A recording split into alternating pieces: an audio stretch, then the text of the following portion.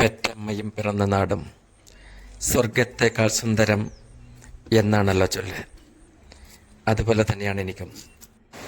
എക്കാലവും എൻ്റെ ഗ്രാമവും എനിക്ക് അത്രമാത്രം പ്രിയപ്പെട്ടതാണ്.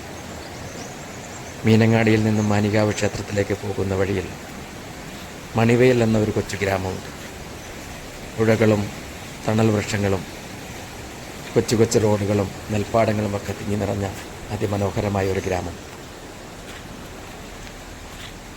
ആ ഗ്രാമത്തിൻ്റെ പേരിൽ തന്നെ എന്നെയും അറിയപ്പെടണം എന്നുള്ളതിനാലാണ് എവിടെയും അജിത് മണിവയൽ എന്ന് തന്നെ ഞാൻ നാമകരണം ചെയ്യപ്പെടാറ്.